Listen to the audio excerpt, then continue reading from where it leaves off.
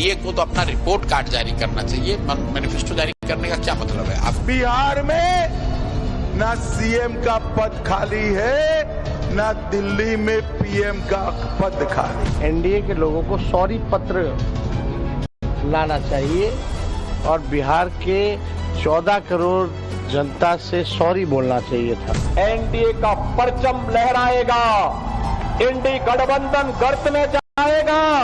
अगर मुल्ला का बेटा उप मुख्यमंत्री बन सकता तो क्या मोहम्मद का बेटा नहीं बन सकता मुख्यमंत्री? मोदी जी आइए, स्टेज पे आइए, भाषण मत दीजिए, डांस कर दीजिए, हम आपको वोट देंगे, देखना कर देंगे। जो भी करवाना है करवा लो, चुनाव से पहले, चुनाव के बाद नरेंद्र मोदी नहीं दिखाई देंगे। इस चुनाव में आरजेडी कांग्रेस की अब तक की सबसे बड़ी हार होने जा रही है। आज से ठीक छठे दिन बिहार में पहले चरण की वोटिंग होनी है। जैसे जैसे चुनाव नजदीक आ रहा है, समीकरण बदल रहे हैं, मुद्दे बदल रहे हैं। आज एनडीए ने अपना घोषणा पत्र भी जारी कर दिया। तेजस्वी यादव के हर परिवार से एक को सरकारी नौकरी देने के जवाब में एनडीए ने 1 करोड़ से ज्यादा नौकरियां और रोजगार देने का वादा किया है। साथ ही 1 करोड़ महिलाओं को लखपति दीदी बनाने का वादा भी किया है। घोषणा पत्र में 125 यूनिट मुफ्त बिजली, 7 एक्सप्रेसवे, 4 शहरों में मेट्रो, अति पिछड़ा को 10 लाख रुपए की मदद और सामाजिक सुरक्षा पेंशन देने का भी वादा किया है। कितनी कन्वर्ट होती दिख रही है, यह भी बड़ा सवाल है। टाइम्स नाउ नवभारत के लिए जेवीसी ने बिहार में जनता के बीच जाकर जनता का मन टटोलने की कोशिश की है। जनता के मन में क्या चल रहा है, इसे जानने के लिए अगले 1 घंटे तक हमारे साथ आप जुड़े रहिए। बिहार चुनाव से संबंधित हर सवाल पर पब्लिक का जवाब क्या है वो आपके सामने आ जाएगा। मतलब अब की बार बिहार में कौन धुआं और कौन धुआंधार, ये सवाल आज पब्लिक का है और इस सवाल के जवाब आज इस शो में मिलेंगे।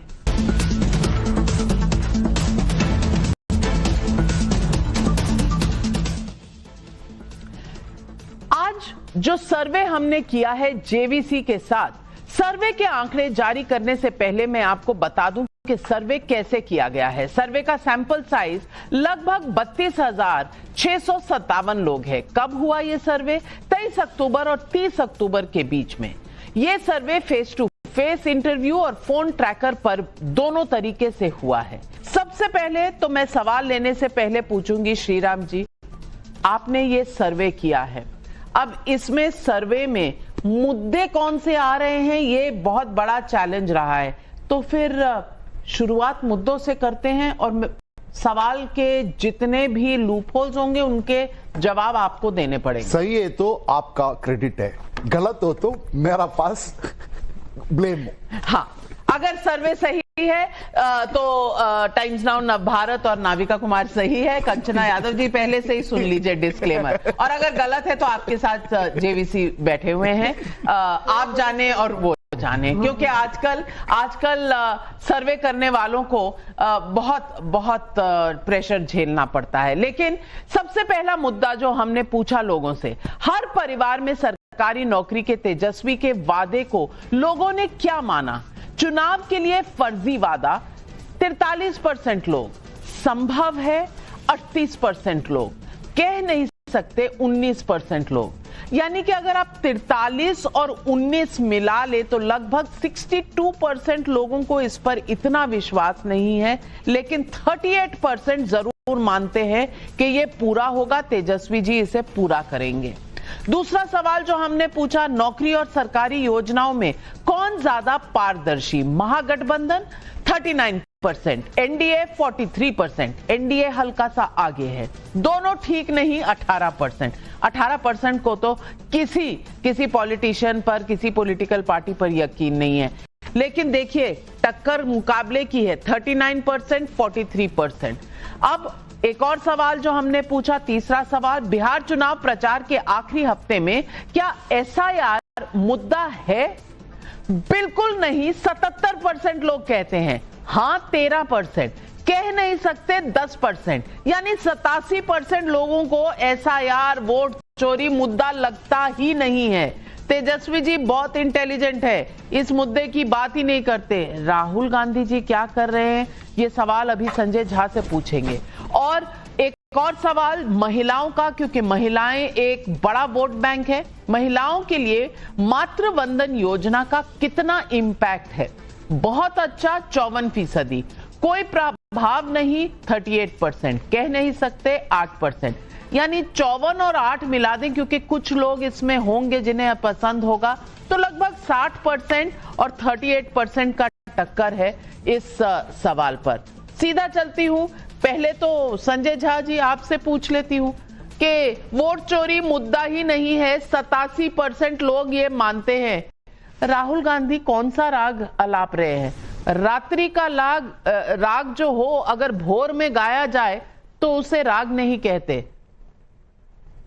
देखिए नाविका जी, मैं जेवीसी मेरे मित्र हैं, लेकिन मैं समझता हूं कि जितने लोगों पर इसका एक नकारात्मक असर हुआ है और जिनको तकलीफ और परेशानी झेलनी पड़ी, जो लोग गरीब हैं, अल्पसंख्यक हैं, दलित भाई हैं, शेड्यूल ट्राइब के लोग हैं, उन सब लोगों के पास तो कोई फेसबुक या इंस्टाग्राम का अकाउंट नहीं होता है। तो मैं समझता हूं कि ये आंकड़े जो हैं इसको हमें फिर से उसको देखना पड़ेगा।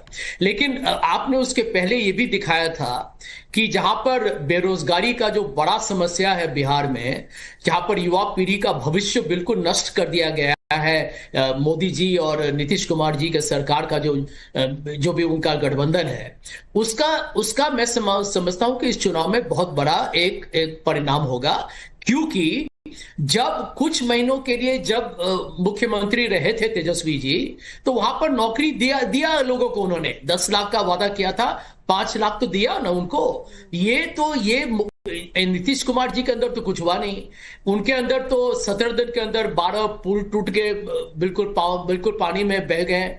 हमने देखा किस तरीके से वहां पर अदानी जी को इतनी जमीन दी गई है। तो यहां पर तो इन्होंने कमजोर लोगों के जो भी उनके अपेक्षाएं हैं, उनके अभिलाषा हैं, उनको तो उन्होंने पूरा करने की कोशिश ही नहीं की है। तो अभी हम इंतजार करें। अब अदानी अंबानी जी का नाम ना ही ले तो बेहतर है, क्योंकि आप लेंगे, लोग तस्वीरें निकालेंगे। लालू परिवार के 14 सदस्य गए थे अंबानी की शादी में। ये मुद्दा है कि अगर जमीन नहीं देंगे, अगर काम नहीं होगा तो नौकरियां कहां से आएंगी? मैं नहीं जानती सरकारी नौकरियां कितनी है। 3 करोड़ नौकरियां सरकारी नौकरियां हैं क्या बिहार में? पॉसिबल होगा? ये भी सवाल है। लेकिन चारू प्रज्ञा जी, सवाल मैं आपसे पूछना चाहती हूं कि SIR तो मुद्दा नहीं है, यानी कि राहुल गांधी तो रॉन्ग नंबर डायल कर रहे हैं। तेजस्वी जी बहुत शातिर हैं, उन्होंने इस नंबर को डायल नहीं किया। क्या तेजस्वी जी ज्यादा स्मार्ट है पॉलिटिकली राहुल गांधी से? आप क्या समझते? मेरा इस समय ये मानना है नाविका जी कि जो ये महागठबंधन है, पहली बात तो ये गठबंधन है ही नहीं भाई। गठबंधन में फ्रेंडली फाइट क्या होती है, और ये इनका किस्सा पुराना चलता आ रहा है। दूसरी बात ये है, राहुल गांधी इस गठबंधन का 0 हिस्सा इसीलिए भी है क्योंकि वो गए कब है बिहार, उनको लेना देना क्या है? वो एक शगुफा सा छोड़ते हैं, उनको समझ में थोड़ा थोड़ा शायद आने लगा होगा कि जनता को इससे कोई लेना देना नहीं है, और वो हो जाते हैं गायब। पिछले कुछ समय में जितने बयान भी हमने सुने हैं वो विदेशी धरती से ही आए हैं। उनको भारत से, भारत के लोगों से, बिहार से कोई लेना देना है नहीं। आगे चलते हैं इस बार के चुनाव के लिए। अभी संजय जी बहुत सारे आंकड़े दे रहे थे, नौकरियों की, युवाओं की बात कर रहे थे। बिल्कुल ठीक बात है, ये मुद्दा है बिहार के अंदर। और ये मुद्दा बना क्यों? बिहार को बीमारू बनाया किसने? अगर आप ये देखें प्रज्ञा जी, अगर आप ये कहेंगी तो मुश्किल बात है। 20 साल से आपकी सरकार है। 20 साल भी बता रही हूं मैं उससे पहले जा ही नहीं रही। मैं केवल आपको 20 साल की बात बताना चाहती हूँ नाविका जी। जो GDP ग्रोथ रेट 2% हुआ करता था, अब वो 9 पे चलता है। हमारे देश में इतने सारे राज्य हैं, सबसे तेजी से बढ़ता हुआ पता है कौन सा राज्य है? बिहार। बना क्यों? क्योंकि इस गति की सड़क पर रखने का काम बिहार को NDA सरकार ने किया। तो भाई कदम कदम बिहार आगे बढ़ा है, और इस सड़क से यू टर्न बिहार नहीं लेने वाला। ना बिहार का कोई भी सिटीजन आज इस सो कॉल्ड गठबंधन, ठगबंधन के साथ खड़ा रह सकता है। अरे इनके परिवार के समय बिहार की जितनी बदनामी हुई है, जितनी बदनामियां, फिरौती की बात करो, किडनैपिंग्स की बात करो, गलत तरीके से अवैध धंधों की बात करो, सब वर लेड बाय द स्टेट। सरकार के जो सबसे बड़े बड़े नेता होते थे, सबसे बड़े बड़े नेता उनके घरों के अंदर पर 20 साल पहले की बात अब लोगों को याद नहीं है। लोगों को याद है कल जो मोकामा में हुआ, अब उसकी बात करेंगे कि नहीं। मैं पूछना चाहती हूं आज कंचना यादव जी से। कंचना यादव जी, जहां पर महिलाओं की स्कीमें हैं वहां पर तो फेवर में जा रहा है एनडीए के, लेकिन मैं मानती हूं नौकरियों पर लोगों की बहुत नजर टिकी है। ये प्रॉमिस जो दिया है, ये प्रतिज्ञा जो ली है तेजस्वी जी ने, इस पर खरा उतरना पड़ेगा। फ्यूचर की भी पॉलिटिक्स इस पर डिपेंड करेगी अगर तेजस्वी जी जीतते हैं। लेकिन आप कैसे देखती हैं कि राहुल गांधी के साथ तालमेल कुछ खास जम नहीं रहा, उनके मुद्दे लुकिंग लंदन गोइंग टोक्यो है। अब हम क्या ही कहें भारतीय जनता पार्टी के प्रवक्ता को, और क्या ही कहें पूरे एनडीए को। ये दूसरे के घर में झांकने वाले अपने घर में नहीं झांकते हैं कि जिनका मैनिफेस्टो रिलीज होता है सिर्फ 60 सेकंड में। 60 सेकंड में मुख्यमंत्री जी आते हैं, फोटो खिंचाते हैं, चले जाते हैं। वो भारतीय जनता पार्टी जो हवाई में बात करती रहती है, वो मात्र 60 सेकंड का एक वीडियो अपलोड करके चलाती है, जहां नीतीश कुमार जी आते हैं, फिर हाथ जोड़कर चले जाते हैं। सम्राट चौधरी जी एजुकेशन पे सवाल उठाती है ना, 7वीं फेल है कि पास है बता दीजिएगा। वो मैनिफेस्टो पढ़ते हैं बिहार की जनता के लिए, और बिहार की जनता को वो नौकरी देंगे। 1 करोड़ आपने रोजगार और नौकरी की बात की है, क्या आपने बताया कि वह पैसे कहां से आएंगे? और महिलाओं के लिए अगर इतना काम किए होते ना, इतना एम्पावरमेंट किए होते ना, तो 10,000 लोन कर्जा देने की जरूरत नहीं पड़ती। बिहार की 1 करोड़ महिलाओं को कर्जा देने का आपने दावा किया कि हमने एम्पावर कर दिया, 1 करोड़ महिलाओं को 10,000 रुपए दे दिया। कौन से 10,000 के रुपए में जो कि लोन है, कौन सी फैक्ट्री खड़ी हो जाती है भाई, जरा बता दीजिएगा। आपको मैं 10,000 देती हूँ, कौन सी फैक्ट्री आप बना देंगे यहाँ पर, बता दीजिएगा। तो ये झूठ और जुमले का जो काम कर रहे हैं, और क्या विकास किया आपने भाई? पूरे जितने भी राज्य हैं, सबसे कम अगर प्रति व्यक्ति आय है कहीं पर तो बिहार में है। सबसे ज्यादा बेरोजगारी है प्रति व्यक्ति आय, बता दीजिए ना, संख्या बताइए, 68,000 रुपए है। कितना? 68,000 रुपए। मैं आपको बताती हूँ, आपको पता है 10 साल पहले कितनी आय थी? 8,000। मुझे 8 गुना बढ़कर 60,000 हो गई है। सही नहीं, 60,000 नहीं, सही नहीं। आपको मैं डेटा दे रही हूँ ना। आप अगर आय की बात करते हैं, पर कैपिटा इनकम की बात करते हैं, 8,000 से अगर 60,000 होती, 8 गुना बढ़ी, आपने क्या किया भाई? आपने क्या किया? एजुकेशन की बात वो करते हैं जो लालू परिवार के सारे वंशज हैं, टिकट लेके तो बैठ जाते हैं, लेकिन टिकट लेने के बाद अपनी खुद की एजुकेशन कैसे चलाते हैं? बताओ ना, मिसाल दिखाओ कि यूनिवर्सिटी है और अपने आप को। एक मिनट, मेरे दर्शकों को कुछ सुनाई नहीं देगा अगर एक दूसरे के ऊपर बोलेंगे। बिल्कुल आप डेटा देंगी तो मैं कैसे बोलूंगी?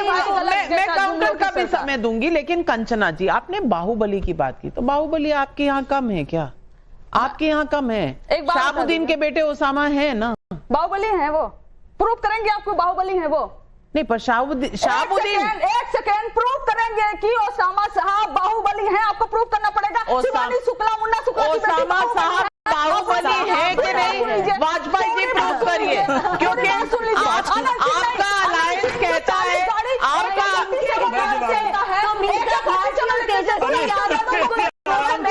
मेरा एक वाजिब सा सवाल है। इलेक्शन कमीशन ऑफ इंडिया ने बोला है कि एक कैंडिडेट जो है 10 से ज्यादा गाड़ी लेकर नहीं चल सकता, लेकिन अनंत सिंह 40 गाड़ी लेकर चल रहा है। अनंत सिंह के गाड़ी में AK-47 और तमाम हथियार पाए गए हैं। क्या बोलेंगे आप इस पे? अभी वो बाहुबली अपराधी नहीं दिख रहा, नहीं दिख रहा आपको।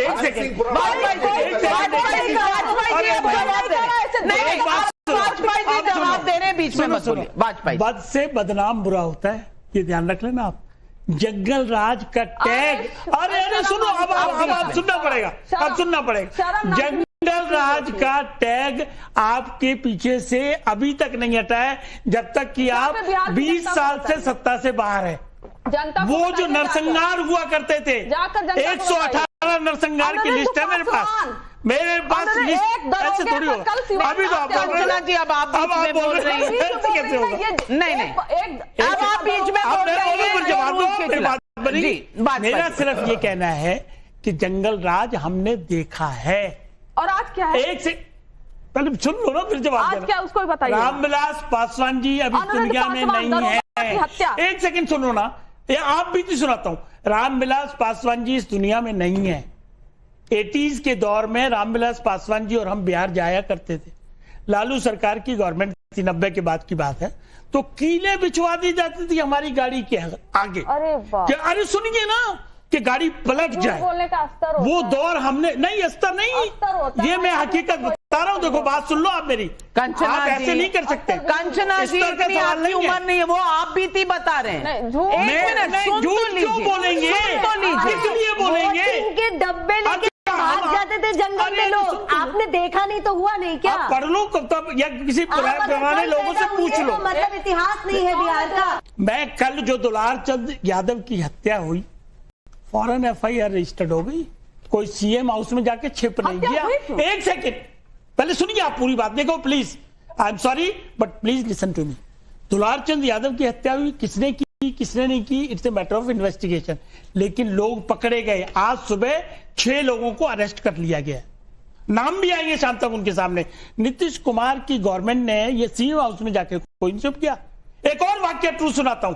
ये आप जो कह रहे हैं कि कील बिछा दिए जाते नहीं, मैंने पहले भी एक जगह स्टेटमेंट दिए कि मैं किताब लिख रहा हूं, बहुत जल्दी रिलीज करूंगा, उसमें इस तरह की इंसिडेंट मैंने लिखी है बाकायदा, जो हमने आंखों से देखी हैं।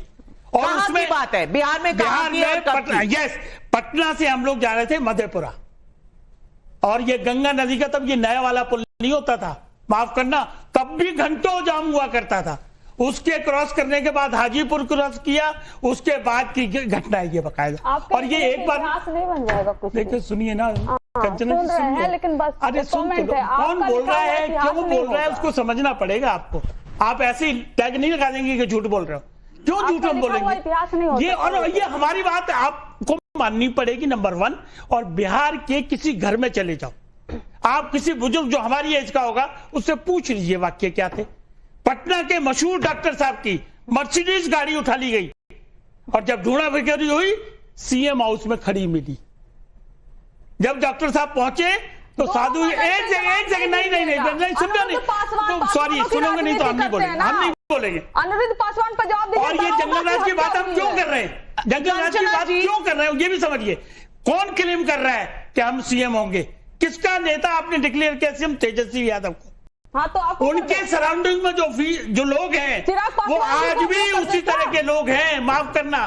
तो बिहार की जनता थर-थर कांप रही है उस बातों से कि कहीं वही दौर शुरू ना हो जाए। जंगल राज बड़ा मुद्दा, जंगल राज किस तरफ, इस पर भी लड़ाई। लेकिन अगला सवाल जो हमने जनता से पूछा, बिहार चुनाव कैंपेन में महागठबंधन की तरफ से वक्फ कानून को मुद्दा बनाने के पीछे वजह क्या है? मुस्लिम वोट का तुष्टीकरण 36%, ओवैसी फैक्टर का खौफ 48%, बड़ी बात है, कह नहीं सकते 16%, यानी कि तुष्टीकरण तो करना है, कहीं ओवैसी जी मैदान ना मार जाएं इसका खौफ भी है। अरे पिछली बार तो 5 MLA मार लिए थे उनके, अब तुष्टीकरण 19% वाला को डिप्टी CM भी नहीं, ऐसा बोलकर ओवैसी ने महागठबंधन को क्या धर्म संकट में डाल दिया है? हाँ, महागठबंधन फंस गया है 32% लोग कहते हैं। नहीं, ऐसा कुछ नहीं, 38%। मुस्लिम वोटर्स कंफ्यूज कर रहे हैं, यानी कि 30% और 32% मिला लीजिए, 62% में कहीं ना कहीं कुछ ना कुछ चल रहा है। ये कौन सा 8 सीट्स इन महागठबंधन के लिए 8 सीट्स चाहिए बोल दिया, 8 सीट्स चाहिए। शादाब चौहान, मैं पूछना चाहती हूं, क्या ये क्लिंचिंग फैक्टर होगा इस चुनाव में? क्या ओवैसी जी बार बार चीफ मिनिस्टर की बात इसीलिए कर रहे हैं, डेप्यूटी चीफ मिनिस्टर की बात इसीलिए कर रहे हैं? और क्या ये चुनाव वो चुनाव है जब आरजेडी से बदला लेना है? क्योंकि आपने तो महागठबंधन में प्रवेश करने के लिए बहुत दुहाई दी, बहुत हाहाकार किया, लेकिन किसी ने लिया नहीं आपको। अब क्या बदले की राजनीति? नाविका जी, ये बड़ी विडंबना है कि हमने 4 विधायक डकैती डालने के बावजूद भी बिहार की जनता और सेक्युलर वोटों के बंटवारे को रोकने के लिए हमने आमंत्रण दिया था इनको, लेकिन इनका अहंकार यह है कि मुस्लिम नेतृत्व को न जगह देनी है, न मुसलमानों को पॉलिटिकल रिप्रेजेंटेशन देना है। आप मुसलमान को, आपने 2% मल्लाह को डिप्टी चीफ मिनिस्टर डिक्लेयर करेंगे जो कहते हैं मैं सन ऑफ मल्लाह हूं, लेकिन सन ऑफ मोहम्मद के लिए आपके पास जगह नहीं है, क्योंकि आप हमको वोट डालने वाला रोक रोबोट समझते हैं कि कमांड दे दिया जाएगा, बीजेपी आ जाएगी, वोट कर दो और मुसलमान वोट कर देगा। लेकिन बैरिस्टर ओवैसी साहब ने सीमांचल की आवाज उठाया और सीमांचल की जनता बैरिस्टर ओवैसी साहब के पास है। पिछली बार 5 विधायक जीते, इस बार हम 15 जीतने जा रहे हैं और इनको आना पड़ेगा। इनका ये अहंकार है। मुसलमान अब दरी नहीं बिछाएगा, कुर्सी नहीं लगाएगा, बल्कि सरकार में हिस्सेदारी पाएगा। और जो इन लोग लगातार प्रयास करते रहे, बीजेपी भी हमको साथ लेना नहीं चाहती है क्योंकि उसको भी हमारा राजनीतिक शोषण करना है। ये दोनों लोग मिलकर मुसलमानों को पॉलिटिकली अनटचेबल बना दिए। दोनों लोग बराबर जिम्मेदार हैं। कांग्रेस आरजेडी अनटचेबल कैसे? आरजेडी तो कहती है MY फॉर्मूला उनका, अनटचेबल कैसे हो गए शादाब भाई? टिकट दे दिया नाविका जी, उनका MY फॉर्मूला मल्ला यादव बन चुका है और MY में M जो है सिर्फ उनके लिए वोट डालने वाला रोबोट है। इसीलिए यादव परिवार से 14% वाला चीफ मिनिस्टर है, 2% वाला। अरे बाप रे बाप, MY यानी मल्ला और यादव। कंचना जी जवाब दीजिए, बहुत से सवाल हैं।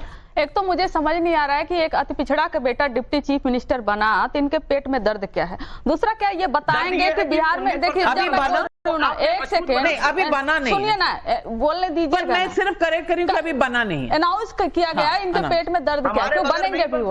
मेरे बैठे हुए एनडीए के सारे घटक दल और उनसे भी पूछ रही हूँ। 2015 में नीतीश कुमार जी के साथ हमारी सरकार बनी, फाइनेंस मिनिस्टर हमने अब्दुल बारी सिद्दीकी जो बनाया, नीतीश कुमार जी पर प्रेशर डाल के एनडीए के घटक दल बता दे अब तक बिहार में या बिहार के अलग कोई भी स्टेट जहां पर फाइनेंस मिनिस्टर जो एक बड़ा पोर्टफोलियो होता है किसी मुसलमान को बनाए हुए, एनडीए के घटक दल बता दें कि हमने सबसे ज्यादा अल्पसंख्यक उम्मीदवार जो है बिहार में हमने दिए हुए हैं। लेकिन मेरा एक सवाल आपसे भी है, आप मुसलमानों के लिए वोट ये सर्वे कराती हैं, किधर जा रहा है, किधर भाग रहा है, क्या कर रहा है, ये पासवान वोट को क्लेम करते हैं।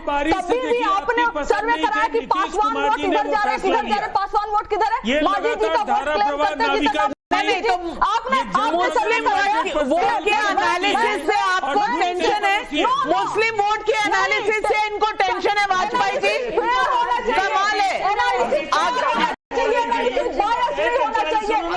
ध्रुवीकरण करने के लिए नहीं होना चाहिए। एनालिसिस किसके एजेंडा पर होना चाहिए? ये हमेशा से होता आया है, ये हमेशा से होता आया है। माफ कीजिएगा, तेजस्वी यादव आकर कहे कि वक्फ का लॉ में फाड़ कर डस्टबिन में डाल दूंगा, वो ध्रुवीकरण नहीं होता। लेकिन सर्वे में अगर मुस्लिम वोट कहा जाएंगे, इस पर हो जाए तो ये ध्रुवीकरण हो गया। कंचना जी, मैं आपसे ज्यादा जोर से बोल सकती हूँ। वाजपेयी जी, ये आप सुन लो ना। अरे सुन तो लो, बिल में हमने ओबीसी महिलाओं अरे सुन तो लो, पहले सुनो। नहीं दिया गया, हमने वो बिल भी ये क्या दिक्कत है? वो लागू नहीं हुआ एज इट इज। अरे जवाब सुनो आप। फाड़ने के लिए इसलिए कह रहे हैं कि जनमानस के ये अल्पसंख्यकों के खिलाफ महिलाओं का बिल पारित नहीं होने देना चाहते थे, इसीलिए फाड़ा गया था। मैं पार्लियामेंट में थी, आपने कभी पार्लियामेंट का अंदर नहीं देखा है। 25-30 सालों से मैं पार्लियामेंट कवर कर रही हूँ और मैं आपको कहती हूँ कि क्यों फाड़ा गया था ये मैं जानती हूँ। राजीव रंजन जी, और मैं यहाँ का फेडर डाउन कर रही हूँ। राजीव रंजन जी, कंचना जी को मुस्लिम वोट के एनालिसिस से इतनी तकलीफ क्यों है? स्टूडियो का फेडर डाउन राजीव रंजन जी। कंचना यादव तो लगातार धारा प्रवाह इतना झूठ बोलती हैं, मुझे हैरानी होती है। ये उन्होंने जिस तरह से अभी अब्दुल बारी सिद्दीकी साहब का नाम लेकर कहा, अभी अब्दुल बारी सिद्दीकी साहब का ताजा बयान आया है और उन्होंने तो सवाल खड़े किए हैं कि अभी तेजस्वी यादव जननायक कैसे हो जा सकते हैं।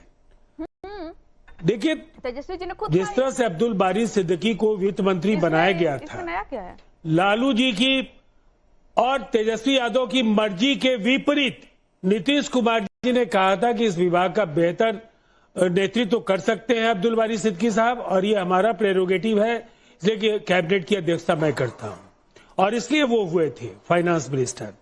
नहीं, और मैं नहीं समझ पाता हूं कि क्लैरिफिकेशन आप कह रहे हैं आरजेडी नहीं बनाना चाहती थी अब्दुल बारी सिद्दीकी को, आप क्या कह रहे हैं?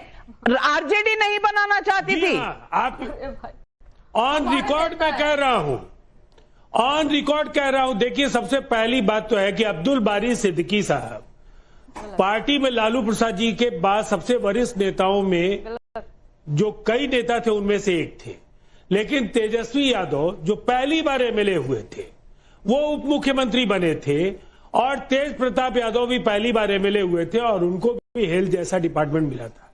सिद्दीकी साहब उस पूरे जो वरीयता क्रम था कैबिनेट का, जरा वो देख लीजिएगा। नीतीश कुमार जी की मर्जी नहीं होती तो शायद आखिरी पायदान पर अब्दुल बारी सिद्दीकी साहब किसी कोई कम महत्वपूर्ण विभाग के मंत्री बनाए गए होते। इसीलिए इस तरह की बातें कह करके लोगों को गुमराह नहीं करें। ब्रेकिंग न्यूज है, राजीव रंजन जी कह रहे हैं कि आरजेडी नहीं बनाना चाहते थे, नीतीश कुमार जी ने अब्दुल बारी सिद्दीकी को फाइनेंस मिनिस्टर बनाया। बिल्कुल दूंगी समय, लेकिन अगले 2 सवाल ले लूं। राहुल के चुनाव प्रचार में लेट एंट्री का असर क्या होगा? ये सवाल जब पूछा, महागठबंधन को मदद मिलेगी। 33% कहते हैं लेट एंट्री से महागठबंधन को ज्यादा मदद मिलेगी और महागठबंधन को नुकसान होगा, ये 32%। यानी कि ज्यादा लोग मानते हैं कि लेट आए अच्छा आए, और लेट आते तो बेटर होता, और कोई असर नहीं 35%। यानी कि आए जाएं जो मर्जी करें कोई फर्क नहीं पड़ता। सुन रहे ना संजय झा जी, ये बिहार की जनता क्या कह रही है राहुल गांधी के बारे में। आ रही हूं, सवाल एक और पूछा, प्रशांत किशोर के खुद चुनाव ना लड़ने का क्या असर होगा? कोई असर नहीं 18%, महागठबंधन को मदद मिलेगी 36%, एनडीए को मदद मिलेगी 46%। बहुत बड़ा सवाल है और कैप्टन राजीव रंजन जी आपसे पूछना चाहती हूं, तो कहीं एनडीए की मदद के लिए प्रशांत किशोर जी बैठ तो नहीं गए? ये सवाल पूरा बिहार पूछ रहा है। आपके सवाल का एक सिंपल जवाब है नो, नहीं, ऐसा कुछ नहीं है। ये सब स्पेकुलेशंस हैं, आपस में चाय पे चर्चा वाली टाइप बात है। ढाबे पे बैठ के बात करते रहिए, घर में डाइनिंग टेबल पे बैठ के बात करते रहिए। अरे हमारा कैंपेन है, हमारे कैंपेन का एक तरीका है, उसके लिए बहुत सारी चीजें वेरिएबल्स हैं। पहले उन्होंने कहा कि ठीक है अगर जरूरत पड़ेगी तो हम लड़ेंगे इलेक्शन। पता चला कि ऐसी जरूरत नहीं है और उनकी जरूरत ज्यादा है। 2 फेज में इलेक्शन हो रहे हैं, बहुत कम समय है कैंपेनिंग के लिए, तो उनको बहुत जगह जाना है, उन पर बहुत दबाव था कि सब जगह उनको कैंपेन करना है। अब इस तरह के क्वेश्चन पूछिएगा, इसका क्या आंसर है, इसको कैसे वेरीफाई करें? सवाल तो लोग पूछ रहे हैं कि पूरे युद्ध में सेनापति ही नहीं है, तो ये लड़ाई, ये जंग लड़ी कैसे जाएगी? कौन पूछ रहा है? अरे लोग पूछ रहे हैं, पॉलिटिकल पार्टियां पूछ रही हैं। नहीं, कोई पॉलिटिकल पार्टी तो यानी आप कह रहे हैं कि प्रशांत किशोर लड़े या ना लड़े कोई फर्क नहीं पड़ता, ये कह रहे हैं? Absolutely not. He is the सेनापति, वही है हमारे, फंस गए आप, वही स्टार फंस गए आप राजीव रंजन जी, दोनों तरीके से। हाँ बोलें तो दिक्कत, ना बोलें तो दिक्कत, बहुत बुरी तरीके से फंसे। भीड़ जरूर उमड़ रही है, लेकिन सेनापति को मैदान जंग में होना चाहिए था या नहीं, ये बड़ा सवाल है। एक सवाल और पूछा, बिहार में सबसे पसंदीदा सीएम चेहरा कौन है? तेजस्वी यादव 33% लोग, नीतीश कुमार 29% लोग, चिराग पासवान 10%, प्रशांत किशोर 10%, सम्राट चौधरी 9%, बीजेपी से कोई और 4%, महागठबंधन से कोई और 5%। ये देखिए, थोड़ा सा नीतीश कुमार की पॉपुलैरिटी में कमी आई है। जेवीसी कंपेयर टू सितंबर से कम हुआ, तेजस्वी का थोड़ा ज्यादा हुआ है, तो तेजस्वी किशोर का क्रैश हो गया, प्रशांत किशोर का क्रैश हो गया। लेकिन क्या मैं पूछूं आपसे अगर कि इसमें आपने बहुत से और नाम डाल दिए हैं, सम्राट चौधरी, बीजेपी से कोई और, इसीलिए भी क्या नीतीश कुमार का थोड़ा कम नजर आ रहा है और तेजस्वी का ज्यादा? क्या हो रहा ना, इलेक्शन पे जेडीयू फ्रंट पे होते, बीजेपी पीछे होता। अभी तक क्या हुआ, लास्ट 10 डेज बीजेपी थोड़ा फ्रंट पे है, जेडीयू बैक है। Last month both the parties together are not running properly. If JDU is in front, BJP takes back seat. BJP is in front, JDU takes back seat. अच्छा, इस समय पे JDU थोड़ा पीछे है, BJP थोड़ा front. लेकिन तेजस्वी यादव बहुत सबसे पॉपुलर नेता हैं और ये बड़ी बात है, गेन हुआ है। कंचना जी, कम से कम आप जरूर गौर दे रही होंगी उस नंबर को। मुख्यमंत्री के तौर पर नीतीश कुमार कैसे? ठीक रहे हैं 47%, ठीक नहीं रहे 41%, कह नहीं सकते 12%। यानी कि 47 और 12 भी अगर मिला ले जो खुद खुल के नहीं कह रहे, तो लगभग 60% लोग मानते हैं कि Nitish Kumar still the trusted face of Bihar. 20 साल के बाद राजीव रंजन जी, लेकिन दो सवाल आपके लिए। एक तो जेडीयू थोड़ा सा पीछे और नीतीश कुमार जी की पर्सनल पॉपुलैरिटी हल्की सी डाउन हुई है सितंबर के मुकाबले अक्टूबर में। चिंता का विषय? नहीं, मुझे ऐसा लगता है मार्जिन ऑफ एरर तो साइकोलॉजी का एक बड़ा हिस्सा है, तो फिर वो मार्जिन ऑफ एरर जो है वो हमारे पक्ष में काम करेगा। जो 20 वर्षों का जो ये पूरा रिपोर्ट कार्ड है, इसको गागर में सागर में कहूंगा कि जीएसडीपी 79,000 करोड़ रुपए थे 2005 में, और आज का जीएसडीपी 11 लाख करोड़ का है।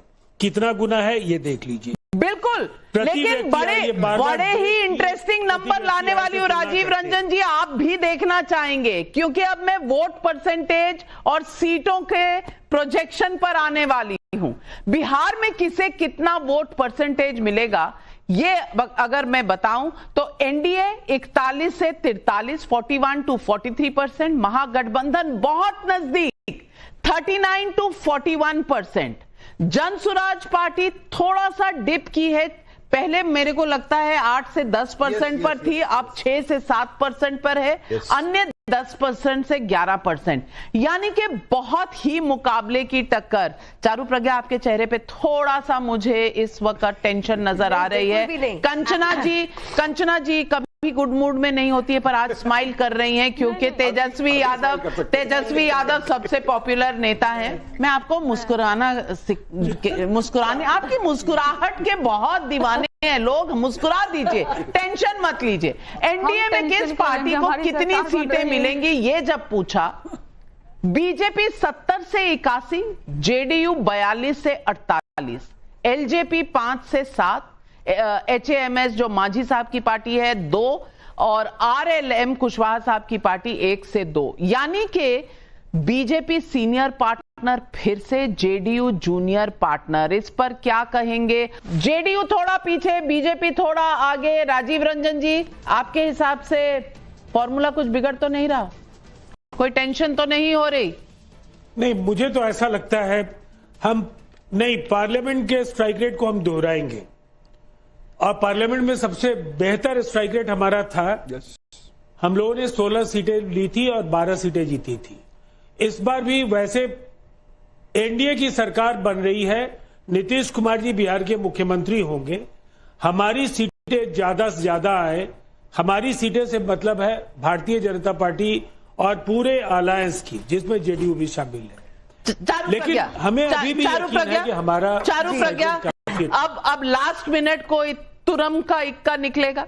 जी, 2 बातें मैं कहना चाहती हूँ। पहले, ये केवल कुर्सी का चुनाव नहीं है नविका जी, ये कैरेक्टर का भी चुनाव है, और जिसके कैरेक्टर पे टेंट इतना लंबा चलता आ रहा हो, वो 2 बातें बोलकर या स्टूडियो में झूठ चिल्लाकर मिटा नहीं सकता। एक दूसरी बात और है, जो एनडीए की एडमिनिस्ट्रेशन का तरीका है, it is not just based on people, it's based on processes. हम प्रोसेसेस एस्टैब्लिश करते हैं और इसीलिए हम विकास की बात करते हैं, इसीलिए बदलाव जमीन पर हर दिन दिखाई देता है, और इसी वजह से मुझे 100% कॉन्फिडेंस है पिछली बार की तरह। चलिए, कॉन्फिडेंस है आपको, लेकिन जनता तय करेगी बिहार में किसे कितनी सीट। अगर मैं महागठबंधन की तरफ चलूं तो 93 से 112 महागठबंधन, जिसमें आरजेडी लगभग 69 to 78, कांग्रेस पार्टी 10 से 17, सीपीआईएमएल 12 से 14, सीपीआई 1, सीपीएम 1 से 2। कंचना जी, आपको लगता है कांग्रेस एक बार फिर गले में हड्डी की तरह? तो सर्वे पे ही एक सर्वे कर लेते हैं बिहार को लेकर। जितने सर्वे 20 साल में हुए हैं उसमें कई सारे आंकड़े आ चुके हैं, मैंने खुद उसको वेरीफाई किया है। सिर्फ 56% टाइम सर्वे गलत ही हुए हैं बिहार को लेकर, 56% टाइम गलत हुए हैं। नेशनल लेवल पे अगर आप जाएंगे तो 70% टाइम करेक्ट हुए हैं, 30% टाइम गलत हुए हैं। 20 साल का ये आंकड़ा कहता है। बिहार एक ऐसा स्टेट है जहां पर प्रेडिक्शन इतना आसान नहीं, और खासकर इस बार के चुनाव को लेकर कोई नहीं कह सकता और ये तो जीत ही रहा है। हर कोई कर कांटे की फाइट कांटे की है ना, कांटे की टक्कर मानती हूँ, है ना, बिल्कुल बिल्कुल सस्पेंस जारी और इस बार एक थर्ड फैक्टर भी है। मैं थर्ड फैक्टर का हाल तो आपने देख लिया। थर्ड फैक्टर मैदान छोड़कर भाग गया है। हमने बहुत लोकल लैंग्वेज बीएसपी में will 2 seats this time, will double its vote share. I'm making this claim now. BSP के लिए पहला 2020 पे 1.41%, अभी तक 3% चांस है। सर इसमें जितना भी, लेकिन इसमें सबसे ज्यादा चौंकाने वाली बात है एआईएमआईएम को 3 से 4 सीट। अगर आप टोटल नीचे देखें तो महागठबंधन 93 से 112 और एनडीए जो है 120 से 140, एआईएमआईएम 3 से 4, बीएसपी 2, जनसुराज पार्टी लगभग 0 से 1 और बाकी अन्य दल जो हैं वो भी 3 सीटों पर हैं। लेकिन इस वक्त बहुत चौंकाने वाली बात कि इस बार फिर 3 से 4 सीटें जो हैं एआईएमआईएम की। क्विक राउंड लेना चाहती हूं संजय झा, सबसे पहले आपसे पूछूं, राहुल गांधी क्या गठबंधन को दोबारा नीचे घसीट रहे हैं? नाविका जी देखिए, राहुल गांधी और तेजस्वी जी ने जिस तरीके से वोट अधिकार यात्रा में बिहार के पूरी आवाम को जागरूक किया कि कितनी खतरनाक एक साजिश उनके विरुद्ध किया जा रहा था इलेक्शन कमीशन और जेडीयू और बीजेपी के उनका जो पूरा जो गठबंधन है, तो मैं तो कहता हूं कि अलायंस पार्टनर है इसी के साथ। इसके बाद से जो रफ्तार, एक तरीके से मैं समझता हूं कि लोग समझ गए, सर्वे में नहीं नजर आ रहा, 87% बिलीव दैट हिज टॉपिक जो है वो कनेक्ट ही नहीं कर रहा लोगों के साथ। देखिए, बेरोजगारी तो मुद्दा है ही, और यहाँ पर आप यदि किसी का मौलिक हक छीनने की कोशिश करेंगे तो आपको क्या लगता है कि लोग नाराज नहीं होंगे? मैं तो समझता हूँ कि चुनाव में लोगों ने निर्णय कैप्टन राजीव रंजन, बड़ा मुद्दा है ये वोट चोरी। और क्या आप वरिड हैं कि प्रशांत किशोर ने बीच में एक पीक किया था लेकिन अब थोड़ा सा लो जा रहा है? मैडम, वो सब स्पेकुलेशंस पे तो हम बात नहीं करेंगे। मैं सिंपल फैक्ट आपको बता देता हूं कि पिछले 10 साल से जहां जहां उन्होंने इलेक्शन का प्रबंधन किया है अलग अलग पार्टीज के लिए, हर जगह इस तरह के ओपिनियन पोल्स को उन्होंने गलत साबित किया है। वो बिहार में भी होगा, आप देखते जाइए। मैं इन सब बातों पे तो जाता ही ये जो आपका सर्वे है इससे एक बात तय हो रही है कि राहुल गांधी एक बार फिर विफल होने जा रहे हैं। वोट चोरी का मुद्दा उन्होंने बड़े जोर शोर से उठाया, हिंडनबर्ग भी उठाया था, प्रधानमंत्री चोर भी उठाया था, भूचाल आ जाएगा पार्लियामेंट में। क्या हुआ इन सब बातों का? लेकिन कांग्रेस ने एक और गलती की, पहले कोशिश की कि अकेला चल के अपना वोट वापस लाओ रीजनल पार्टी से, लेकिन जैसे ही तेजस्वी यादव और लालू यादव का दबाव आया वो फिर टांगे पीछे खींचनी। तो कंफ्यूजन आदमी जो होता है ना, या कंफ्यूज पार्टी जो होती है वो इसी तरह से व्यवहार करती है और उसका कोई भविष्य नहीं होगा, ये आप मान के चलिए। कंचना जी, आप सही मानती हैं? हाँ या ना? थोड़ी तो कंफ्यूजन हुई। कौन सी कंफ्यूजन? हमको समझ नहीं आ रहा है। यहाँ तो नीतीश कुमार जी जो तुरूप का इक्का अपने आप को समझते थे, प्रेशर डलवा के मुख्यमंत्री का चेहरा तक भी अपना घोषित नहीं करवा पाए। यहाँ पर 8-10 चेहरों पर दांव लगा दिया गया, ये मुख्यमंत्री हो सकता है। चेहरा तेजस्वी का पॉपुलर चेहरा पर क्या कांग्रेस और आरजेडी मिलकर, महागठबंधन मिलकर जीत पाएगी? इस पर अभी भी संशय है। एक डिस्क्लेमर है, सीमांचल की लोग क्या है, जनता एनडीए का बोलना पड़ेगा तो ओल्ड कोट करेगा, थोड़ा डर है। आरजेडी सपोर्टर्स ओसिफरस है, आरजेडी आ रहा है, but NDA supporters, BJP supporters थोड़ा डर साइलेंट है। क्यों साइलेंट है? अच्छा, कि बाद में कुछ लेने के देने ना पड़े। अरे बाप रे बाप, ये एक नया डिस्क्लेमर है। लेकिन आज बड़े टेक अवेज में आपको बता दूं, कांटे की टक्कर है, एनडीए को एडवांटेज है, BJP senior partner, JDU junior partner, दूसरी तरफ महागठबंधन में तेजस्वी सबसे पॉपुलर चेहरा बनकर निकल रहे हैं। अब तक के सर्वे में महागठबंधन का परफॉर्मेंस में तेजस्वी जी तो सही जा रहे हैं, लेकिन राहुल गांधी कहीं ना कहीं नीचे खींच रहे हैं। एआईएमआईएम यानी कि ओवैसी जी की पार्टी ने जो ये एक नया शगुफा छोड़ा है या हक की बात की है, उसके बाद क्या एक अननोन फैक्टर आ गया है बिहार के चुनाव में, इसका असर महागठबंधन पर क्या पड़ेगा, बड़ा सवाल है। प्रशांत किशोर जी जब खुद नहीं लड़ रहे, क्या इसका उनको नुकसान हुआ है? ये सवाल अभी भी लाइव है। बस अगले हफ्ते पहला राउंड वोटिंग का है, 6 तारीख को ये लास्ट सर्वे है और इस सर्वे में दोनों तरफ से भारी कंपटीशन दिख रहा है। क्या होगा बिहार में?